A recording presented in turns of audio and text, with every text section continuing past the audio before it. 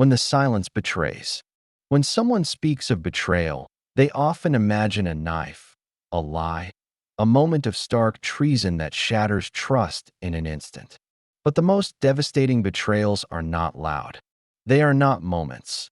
They are slow, deliberate silences, soft omissions, glances that avoid, truths withheld, loyalty forgotten over time. They come not from enemies, but from those we once trusted with the quietest parts of ourselves. This story begins in the late gold of summer, when everything looked too beautiful to predict the approaching storm. A small coastal town, the kind, with wooden fences worn by salt and time, seemed like the perfect cocoon for quiet lives and steady friendships.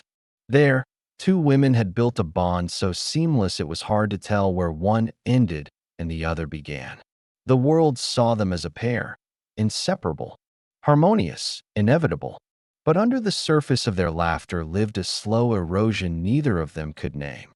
Harper had always been the grounded one, measured, thoughtful, the sort who seemed to weigh each word before letting it fall. With eyes the color of storm clouds, and a quiet elegance that made her seem older than her 29 years, she exuded a kind of calm that drew people in. She managed a small bookshop on the town's main street, her life woven gently around familiar routines and the comfort of solitude. She wasn't a recluse, but she treasured quiet. Her world made sense in pages and soft mornings. Then there was Elise. Elise was light, burning, chaotic, unapologetic light. Where Harper's silence felt like still water, Elise's presence was a wind that pushed everything around her into motion. She was an artist, at least in theory, though her canvases remained unfinished more often than not. Her studio, which doubled as the upstairs apartment above Harper's shop, was cluttered and warm, always smelling faintly of turpentine and citrus tea. Elise never planned her days. She danced through them. People loved her for it. Harper did, too. Or she used to. Their friendship had lasted a decade. It had survived early adult heartbreaks, the deaths of parents, financial crises, and years when neither of them could see what was coming next. They had been each other's constants. For a long time, that was enough. But something had shifted. It wasn't obvious at first. It never is. A forgotten text message. A shared glance that lingered a moment too long between Elise and someone Harper once trusted. A favor Elise promised and didn't keep. Small things. Things you overlook when you love someone. Until the weight of them builds, silently, in the corners of your heart. By the time Harper realized how far they had drifted, it was already too late to trace the path back. And yet, the final betrayal didn't come from what Elise did, but from what she chose not to do. Not to say, not to see, not to care. Because sometimes the worst part of losing someone is realizing they never valued what you gave them. That, to them, your loyalty was simply convenient. This story is not about a breakup or a cheating scandal or a sudden moment of rage. It's about friendship and how its end can be more painful than any romance. It's about the long, invisible unraveling of trust, about how love turns into silence, and how the people closest to us can abandon us without ever walking away. The waves still lap quietly at the edge of that small town. The fences still lean in the wind. But something essential has been broken, and even in the gentlest places, betrayal echoes. The town of Seabrook, nestled between cliffs and quiet beaches, was the kind of place where time slowed down, where neighbors waved, where people remembered birthdays without reminders, where the sky always felt a little wider than it should. Summers were long and honey-colored. Winters, gray and sleepy. Most who lived there had done so their whole lives. Those who moved and never quite left. It wasn't just a place, it was a rhythm. And for Harper and Elise, it had once been home. In every sense of the word. They met when Harper was 20, newly returned from university, haunted by a loneliness she couldn't explain. Her father had passed just weeks after her graduation. Her mother had gone years earlier. With no siblings, no one else to anchor her, She returned to Seabrook to run the family's small bookstore, the Lighthouse Shelf. It sat just at the edge of the boardwalk, its windows constantly fogged by sea mist, and its front bell always slightly rusted from salt. Elise had blown into town like a storm a few months later. 21, reckless, radiant. She claimed she was only stopping through on her way to New York. She never left. Something about Seabrook, she said, felt like freedom. A place where no one expected anything grand. Where she could just be. They met on a Tuesday. Harper remembered because Elise had walked in, drenched from sudden rain, barefoot, and holding a painting wrapped in a trash bag. She wanted a book on colors. Not color theory, just colors. She said she was trying to feel in yellow again after weeks of painting in deep navy. Harper didn't ask what that meant. She just handed her a collection of art essays and offered her tea. That was the beginning. They became a constant in each other's lives before either realized it. Elise moved into the small studio above the bookstore. She helped Harper repaint the exterior in seafoam green one spring. Harper made sure Elise remembered to eat when she was locked into her creative spirals. They'd sit on the rooftop after long days, sharing bottles of wine, whispering dreams they'd never told anyone else. Harper, the quiet realist, and Elise, the eternal wanderer, found a strange kind of balance together to the outside world. They looked like sisters. Or soulmates. Harper, for a long time, believed they might be. Not romantically, though sometimes. She wondered. There was a depth to their connection that defied labels. A bond that felt older than they were. Harper would never have admitted it aloud, but Elise was her anchor just as much as she believed herself to be Elise's. And perhaps that was the first mistake, assuming the weight of love was equal. Beneath Elise's golden warmth was something unpredictable. She had a way of drifting in and out of people's lives, of making promises she forgot to keep. Her world was built on impulse and beauty.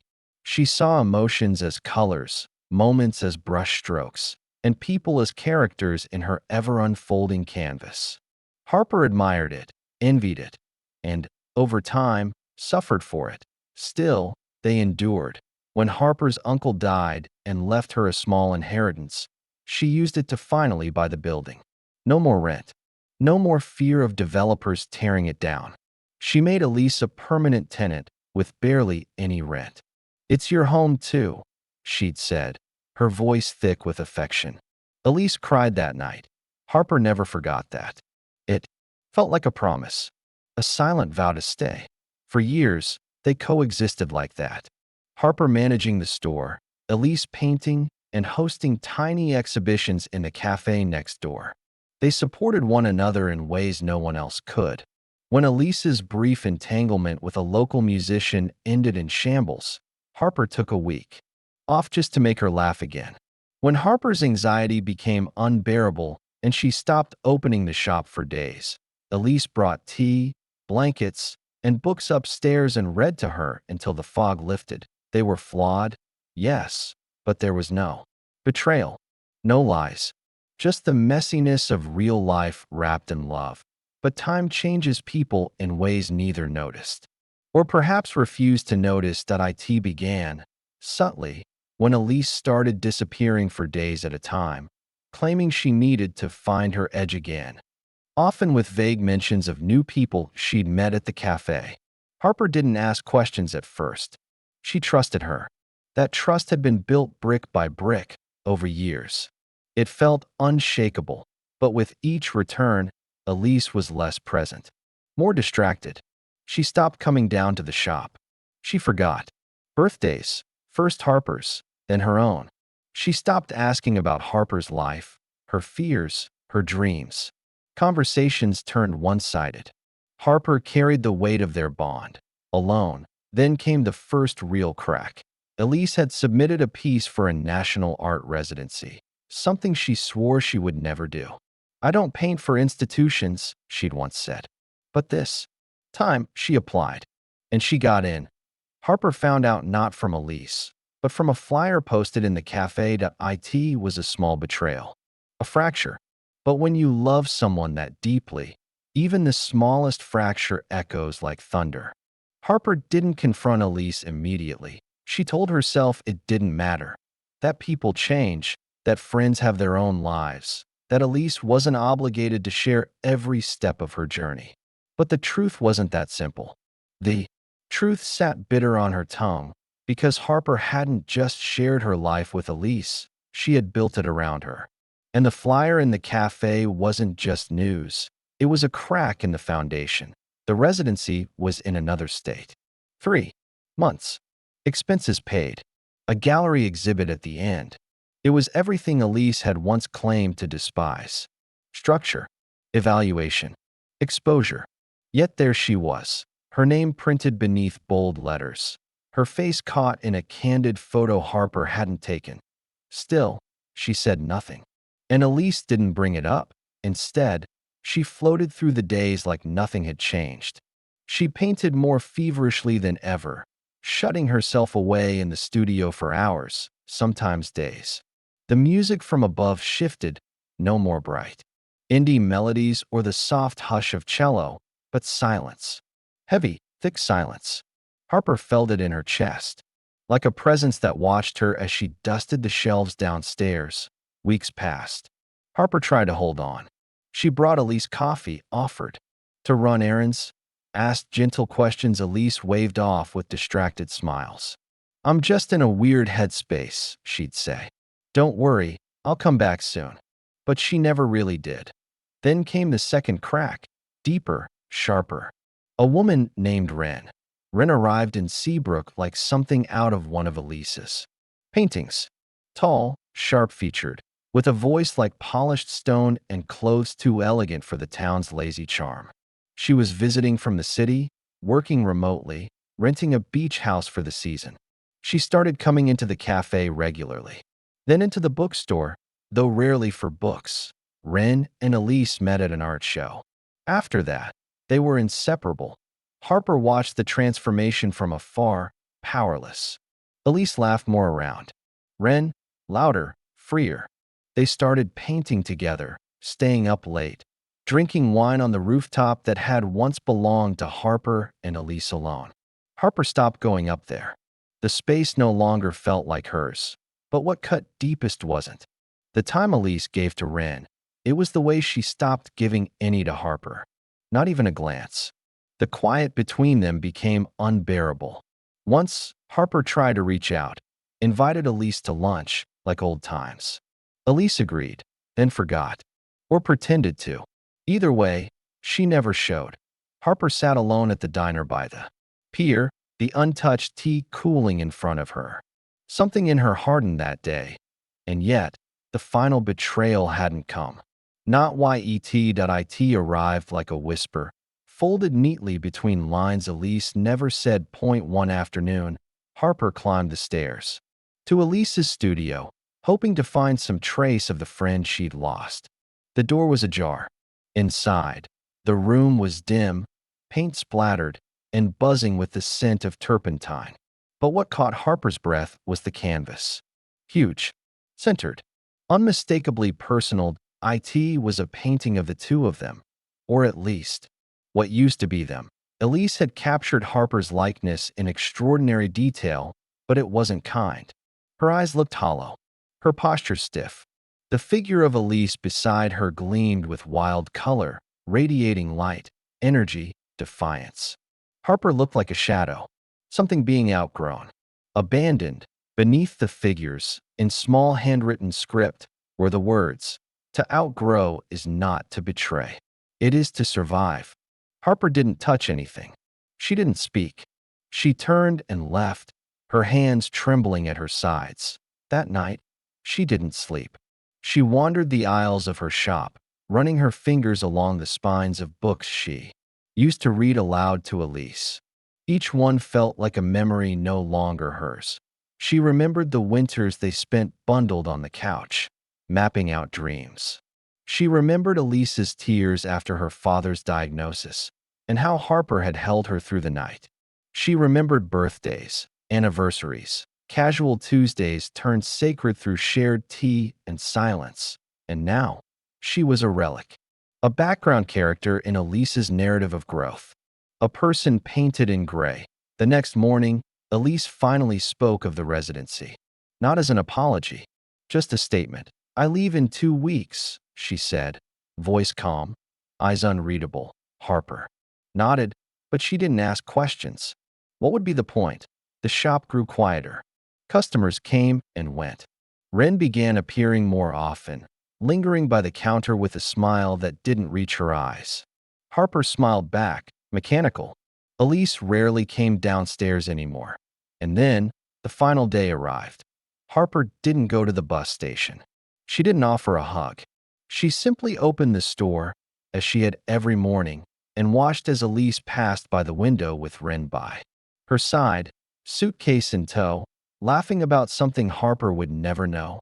She never looked back. The shop bell rang. A customer entered. Harper turned to greet them, her voice steady, her heart not. Because the worst kind of heartbreak isn't sudden. It's slow. It's watching someone you love quietly remove you from the story you built together, without malice, without explanation, just absence. Elise was gone, but her presence lingered. Harper felt it in the quiet spaces of her day, in the way the rooftop remained untouched, in the mug with faded paint stains still sitting beside the sink, in the soft indentation of footsteps on the stairs leading nowhere now.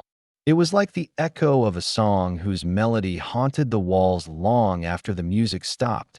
She went through the motions, opened the store each morning, swept the floors, sorted books that no one asked for. Her movements became automatic, like a dancer who had long forgotten the meaning of the steps.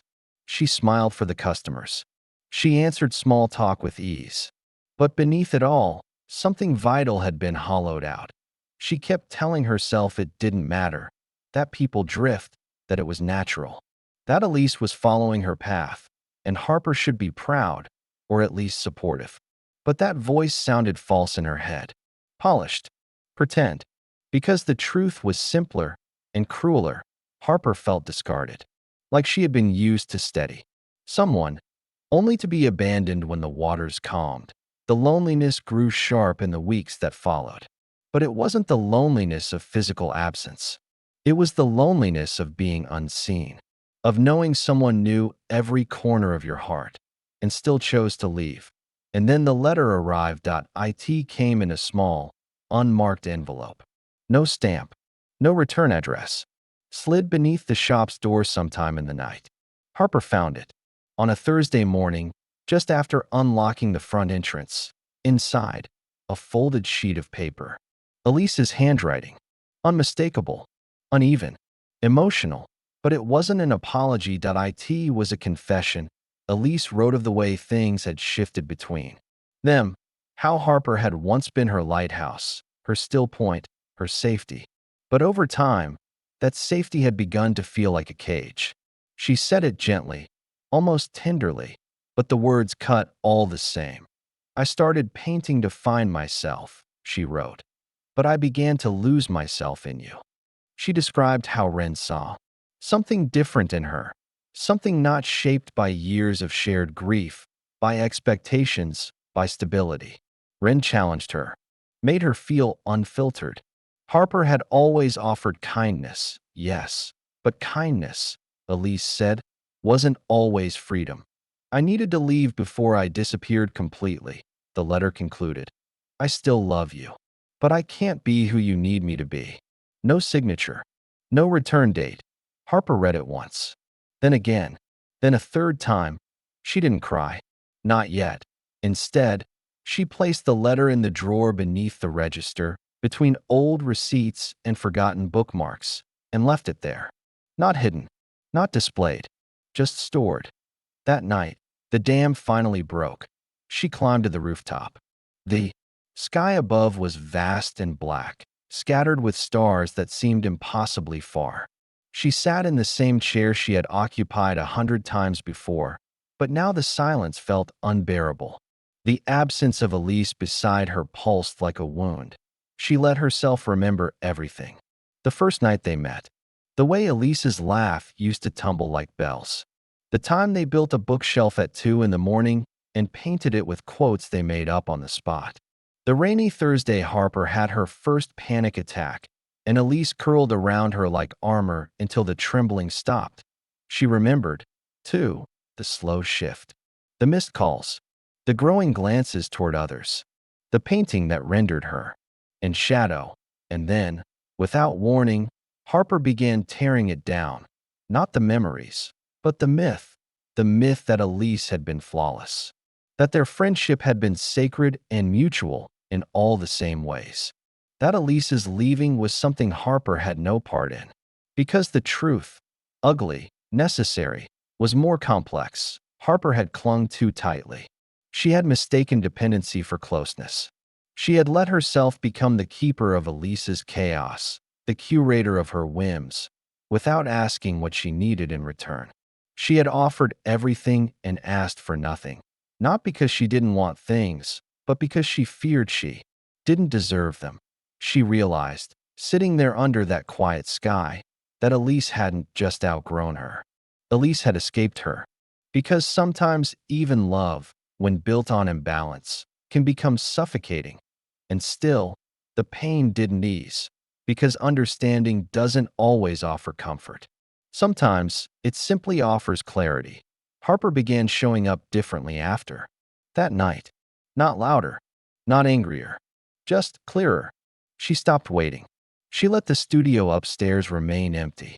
She opened the windows wider, rearranged the shelves, painted the front door a deep plum color, a shade she'd always loved, but Elise used to say was too heavy. She started writing in a journal. Each morning, nothing grand, just small thoughts, feelings, grief in lowercase.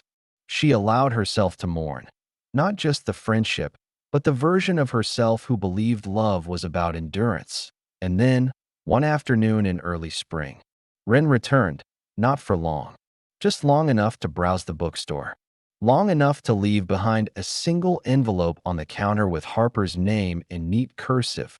Inside, a photograph, Elise, standing before a gallery wall, her face aglow, her eyes bright with something Harper couldn't name. In the corner, the painting Harper had seen in the studio, reworked, transformed. That Harper's figure was no longer gray, still solemn, yes, but now surrounded by light. Painted in deep plum tones, her outline strong. Her eyes were open, and beneath it, a new title, The Anchor. Harper held the photo for a long time, not to reach for reconciliation, not to reopen a wound, but because in that image, something shifted. Not healed, but softened. She saw herself not as the one left behind, but as the one who had held, for a time, someone lost. And maybe that was enough.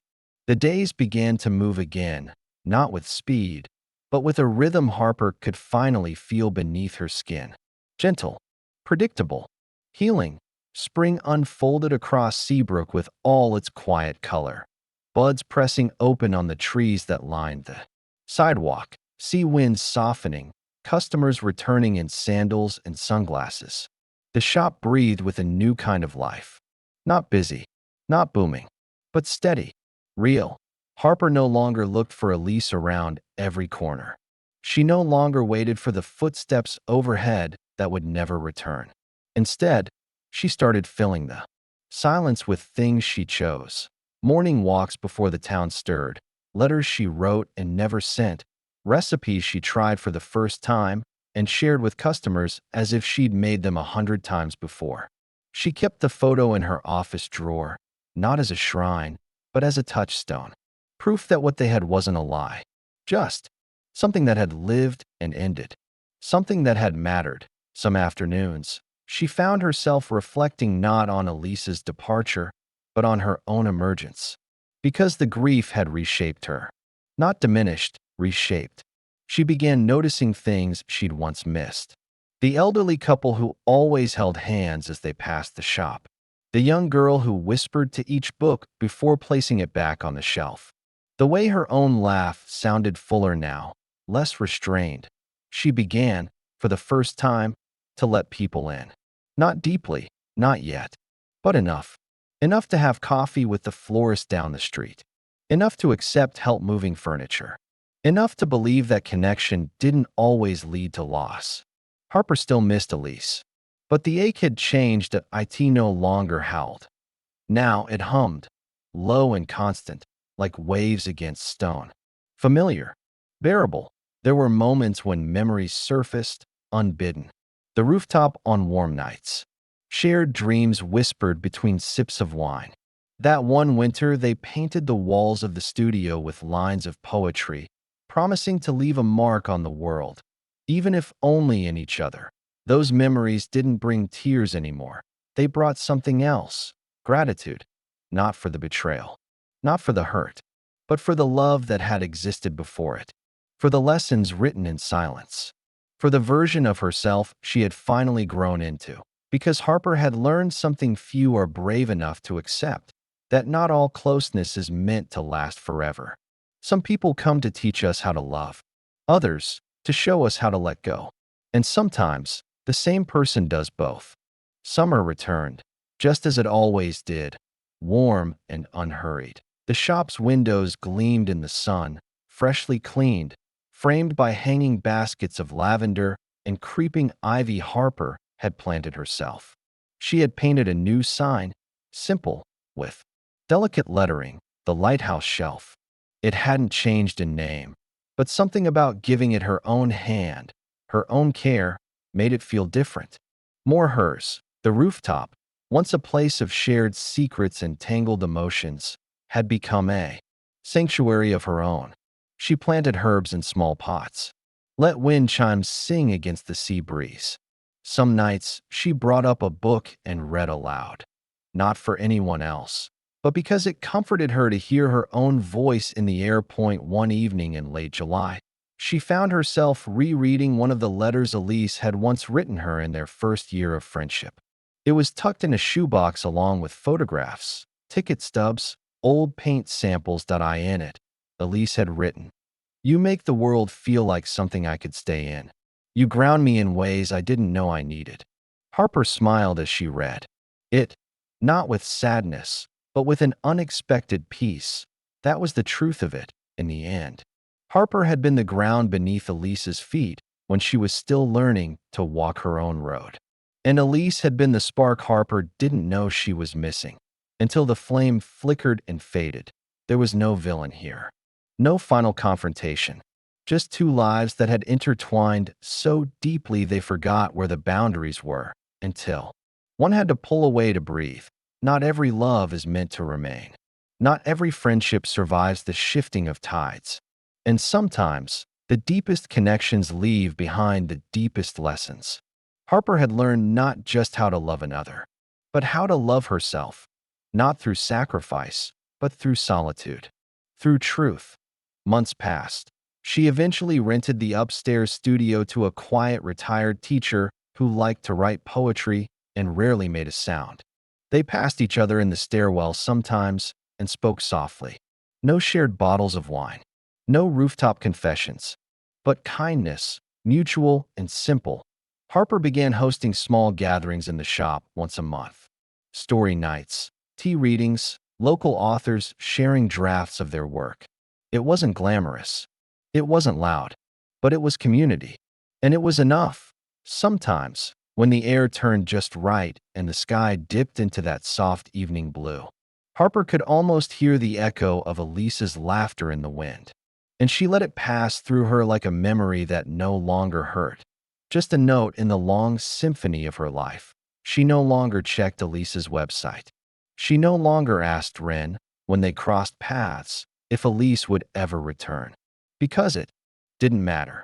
Harper had stopped waiting. She was no longer defined by who had left, but by who she had become in the silence that followed. And so, this story does not end in reunion or revenge, but in quiet resilience. It ends with a woman sitting on a rooftop, a cup of tea in her hands, the sea whispering beyond the horizon, and a book open on her lap. It ends with peace. Not perfect peace, but the kind you earn. The kind you build, piece by piece, when the world takes something from you and you choose, despite it, to stay open. Because the truest love, the kind that endures, is the one you give back to yourself. Some friendships don't end. They simply leave their mark and walk away, trusting you'll carry what mattered and let go of the rest. The end.